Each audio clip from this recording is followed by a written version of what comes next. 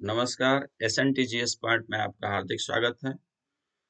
आज हम अर्थशास्त्र की परिभाषा, स्वरूप, विषय क्षेत्र व समस्याएं के बारे में अध्ययन करेंगे, जो सुपर 30 क्वेश्चंस हैं, जो किसी न किसी एग्जाम में अवश्य ही पूछे जाते हैं और परिभाषा, स्वरूप, विषय क्षेत्र से कोई भी प्रश्न इससे छूट नहीं सकता है। तो हम शुरू करते हैं पहले प्रश्न से। इससे पहला प्रश्न है, अर्थशास्त्र नामक पुस्तक सर्वप्रथम किसके द्वारा लिखी गई थी?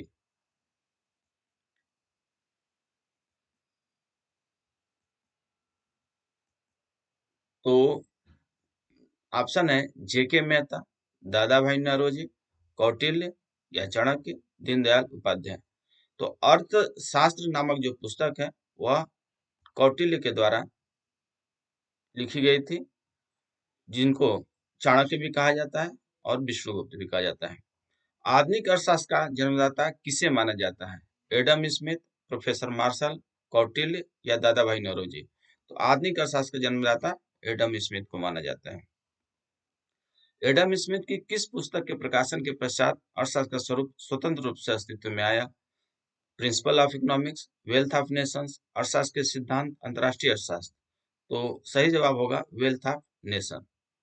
इनकी पूरी पुस्तक का नाम है an inquiry into the nature and causes of wealth of nations. Adam Smith एवं उनके अनुयायियों ने अर्थशास्त्र को क्या माना था? मानव कल्याण का विज्ञान, मानव व्यवहार के अध्ययन का विज्ञान, अधिकतम संतोष प्राप्ति का विज्ञान, धन का विज्ञान।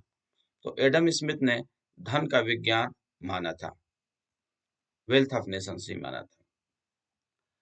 एडम स्मिथ व उनके अनुयायियों को क्या माना जाता है?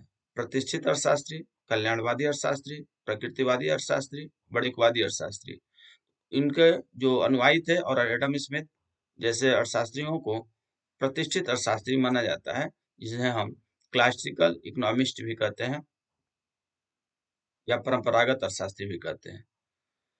प्रतिष्ठित अर्थशास्त्रियों के धन प्रधान दृष्टिकोण की आलोचनाओं में निम्न से कौन सी सम्मिलित नहीं है?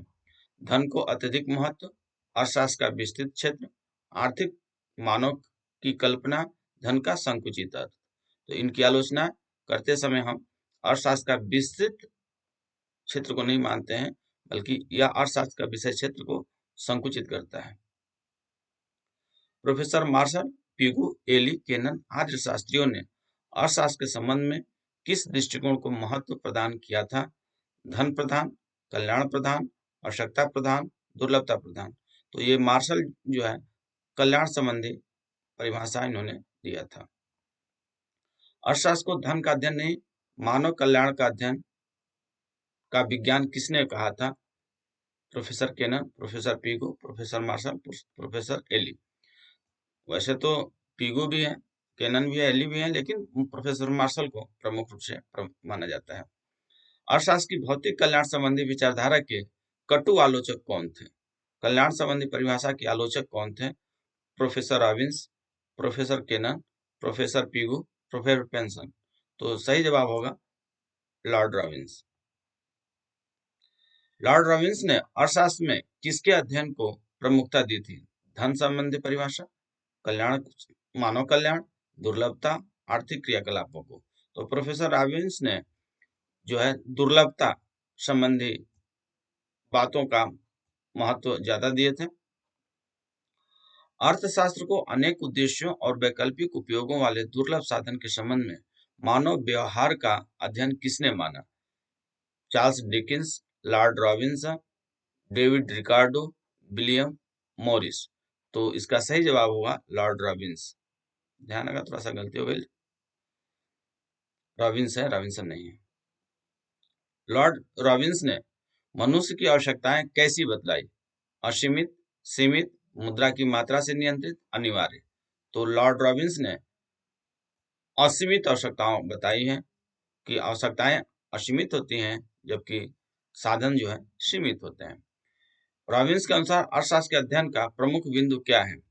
आवश्यकता, साधन, सीमितता, मानव व्यवहार। तो इन्होंने सीमितता को माना कि साधन जो सीमित होते हैं, इस वजह से चुनाव की समस्या उत्पन्न होती है। अर्थशास्त्र की आवश्यकता विहीनता परिभाषा के प्रतिपादक अर्थशास्त्री कौन है? Professor J K Mehta, professor Williamson, professor Mint, Shrimati Barbara Bunton. तो इसका सही जवाब होगा प्रोफेसर जेके मेहता, जो इलाहाबाद यूनिवर्सिटी के इकोनॉमिक्स के हेड ऑफ डिपार्टमेंट थे। उन्होंने गांधी जी के विचारों से प्रभावित थे और इस प्रकार उन्होंने आवश्यकता विहीनता की बात कही थी। जहाँ 6 अर्थशास्त्री होते हैं वहाँ 7 मत होते हैं। अर्थशास्त्र की परिभाषा नहीं बल्कि ये विचार है, कथन है के संदर्भ में यह किसका कथन है? तो यह कथन professor J K Mehta, professor Williamson, Shrimati Barbara Bunton, professor Jacob Viner. तो यह कथन श्रीमती बरबरा बुंटन का है। अर्थशास्त्र की विकास केंद्रित परिभाषा के समर्थक अर्थशास्त्रियों में से निम्न में से कौन सम्मिलित है? यहाँ नहीं, गलती से छप गया था। तो इसमें हमको बताना है कि कौन विकास केंद्रित परिभाषा के समर्थक अर्थशास्त्री हैं। Professor Mint, professor Harrod, professor K G सेट, प्रोफेसर सैमुएल्सन। तो सही जवाब होगा प्रोफेसर सैमुएल्सन। अर्थशास्त्र में मनुष्य की किन क्रियाओं का अध्ययन किया जाता है? सामाजिक क्रिया, राजनीतिक क्रिया, आर्थिक क्रिया, सभी प्रकार की क्रिया। तो अर्थशास्त्र में आर्थिक क्रियाओं पर ही ध्यान हम देते हैं। प्रोफेसर पिगू ने आर्थिक क्रियाओं में किन कार्यों को सम्मिलित किया है? कृषि, उद्योग, व्यापार या धनार्जन की समस्त क्रियाएं। तो प्रोफेसर पिगू ने कहा है कि धनार्जन की समस्त क्रियाएं जो है आर्थिक क्रियाएं अर्थशास्त्र के अध्ययन क्षेत्र के अंतर्गत आते हैं। अर्थशास्त्र वह विज्ञान है जो दीर्घकाल में दुख को न्यूनतम करने से संबंधित मानवीय कल्याण का अध्ययन करता है। यह कथन किसका है? Professor J K Mehta, professor Simon Kuznets, B K R V Rao, professor Amartya Sen. तो सही जवाब होगा प्रोफेसर जेके मेहता। अर्थशास्त्र को रोजगार एवं जीवन स्तर को प्रभावित करने वाले तत्वों का अध्ययन किसने माना? तो यह इसका सही जवाब professor Marshall, professor Henry Smith, professor Benham, J M Keynes. तो इनको केंज लिखा गया, किन्स भी कहते हैं। तो सही जवाब इसका होगा बेनहम। अर्थशास्त्र की प्रकृति यानी स्वभाव, नेचर से क्या अभिप्राय है? वह विज्ञान है या कला है, या विज्ञान व कला दोनों है, न विज्ञान और न कला, दोनों में से कोई नहीं है। तो नेचर इसका अर्थशास्त्र का विज्ञान और कला दोनों है, क्योंकि इसमें दोनों विज्ञान और कला दोनों के लक्षण पाए जाते हैं। आर्थिक समस्या कब उत्पन्न होती है? जब आवश्यकताएं असीमित होती हैं, जब साधनों के वैकल्पिक प्रयोग होते हैं, जब साधन का चुनाव करना होता है, जब साधन असीमित होते हैं। आर्थिक समस्या कब उत्पन्न नहीं होती है बताना, सॉरी, कब उत्पन्न नहीं होती है? तो जब साधन असीमित होते हैं। जब साधन असीमित हो जाएंगे तो फिर आवश्यकता ये ऐसी समस्या उत्पन्न ही नहीं होगी। जब साधन सीमित होते हैं तभी आर्थिक समस्या उत्पन्न होता है। निम्न में से कौन सी प्रमुख आर्थिक समस्या नहीं है? क्या वह कितना उत्पादन किया जाए? विदेशी व्यापार का नियमन और नियंत्रण कैसे हो? उत्पादन किस प्रकार किया जाए? उत्पादन का वितरण किस प्रकार हो? तो सही जवाब होगा विदेशी व्यापार का नियमन और नियंत्रण कैसे किया जाए। यह आर्थिक समस्या के में प्रमुख आर्थिक समस्या नहीं आता है। उत्पादन के साधनों की सीमितता एवं वैकल्पिक प्रयोग होने के कारण कौन सी समस्या उत्पन्न होती है? साधनों के संरक्षण की, साधनों के प्रयोग की, साधनों में वृद्धि की, साधनों के चुनाव की। तो इस सीमित साधन और वैकल्पिक प्रयोग के कारण जो है सबसे ज्यादा समस्या साधनों के चुनाव की आती है। चुनाव की समस्या इसी को कहते हैं। अल्पकाल में किसी वस्तु की पूर्ति मांग की तुलना में कम होने पर सरकार क्या करती है? पूर्ति जो है कम हो जाए और मांग अधिक हो जाए तब सरकार को हमें मूल्य वृद्धि, उत्पादन में वृद्धि, राशनिंग, बिक्री पर रोक। तो सही जवाब होगा राशनिंग। राशनिंग ऐसी व्यवस्था है जिसमें पूर्ति को नियंत्रित किया जा सकता है, यानी मांग को नियंत्रित किया जा सकता है पूर्ति के सापेक्ष में।